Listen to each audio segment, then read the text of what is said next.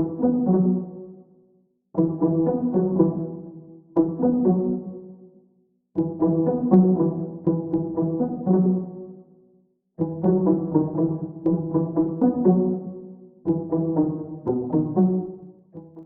ny heviny ifanirisoerinay mahakasika ny vaovao izay miely tsiroa ny mahakasika azy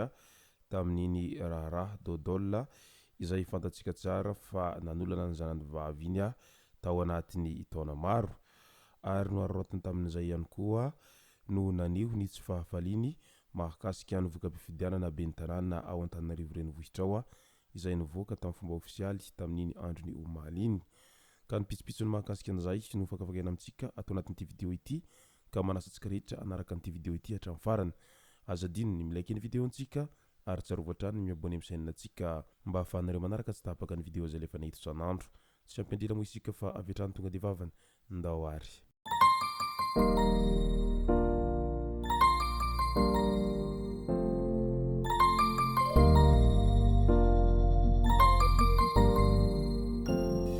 Tonga tsy miarahaba hono namantesitra ka dia faly miarahaba isika rehetra mpanaraka tsy tapaka an'ity chaîne ity ny tenako amin'ity androandroany ity. Arakin'izay efa natsipiko zay dia ny mahakasika ny fanehoan-kevitry ny fanirisoerinay no tena iompanan-tsika atao anatin'ity vidéo ity. Maro dia maro ny resaka mandeha etsero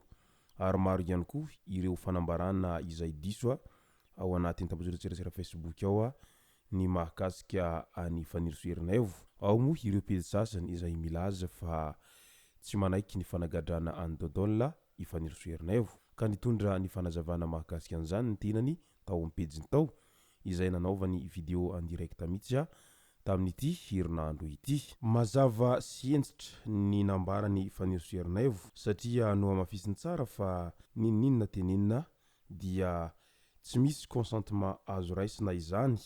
anatin'ny inceste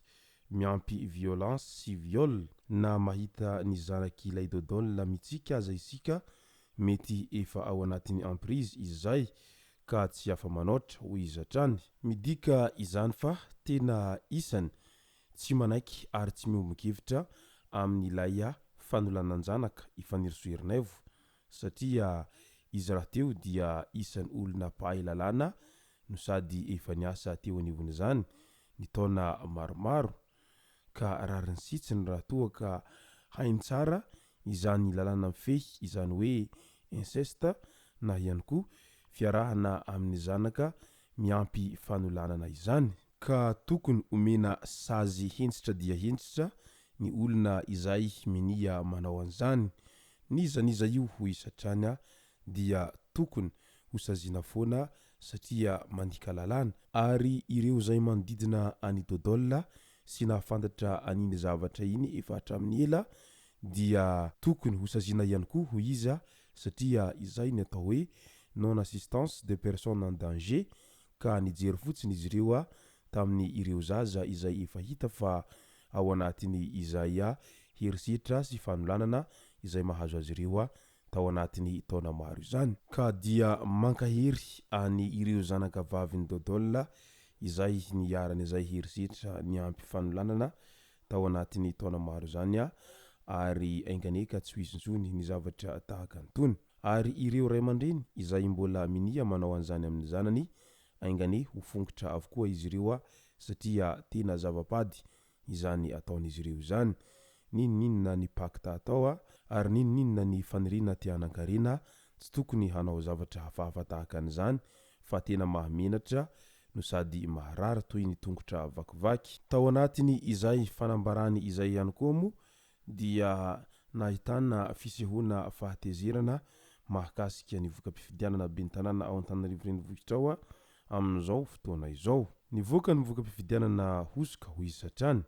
izay tsy ekeny mihitsy moa izany voka-pifidianana ao Antananarivo renivohitra izany. Adidintsika ny miaro ny safidim-bahoaka na mpitarika na ny mpifidy karakarao fa efa mivoaka fa miala nenina isika izay ho izatrany. Tena tsy faly izy ary tsy ekeny sainy io voka-pifidianana izay nivoaka tamin'ny fomba ofisialy io. Marihina etona fa i kandida izay nitohanany dia kandida Todra Valomanana nefa iny tsy lany iny araky ny vokatra ofisialy izay navoaka ny tompon'andraikitra sady tompoteny farany mahakasika an'izany famoahana vokatra ofisialy izany. Na dia teo aza ireo fitoriana maro isan-karazany izay noentin'izy ireo niaraka tamin'ny proof teny am-pelatanan'izy ireo araky ny nambaran'izy ireo hatrany dia nolaviny tribunal administratif foana izany rehetra izany ary izao vokatra amin'ny fomba ofisialy izay navoakan'izy ireo zao dia nampandany any kandida Harlala Ramanantsoa ka rariny sitsiny raha toa ka tsy ho faly izy ireo satria nanantena sy niandrandra mafy moa izy ireo ny mba ahalany an'izay kandida izay nitohanan'izy ireo zay. Izy raha teo dia efa mpanohana mafatrapo any Antoko-Tima efa hatramin'izay. Diso fanantenana tanteraka araka izany izy ireo izay mpombany Antoko-Tiako Madagasikara sy nanohana any kandida Tody Ravalomanana amin'izao fivoahan'ny vokatra ofisialy ho an'ny fifidianana ben'ny tanàna ny Antananarivo renivohitra ary tsapa sy hita sahady amin'izao ankehitriny izao fa mafy ny alahelon'izy ireo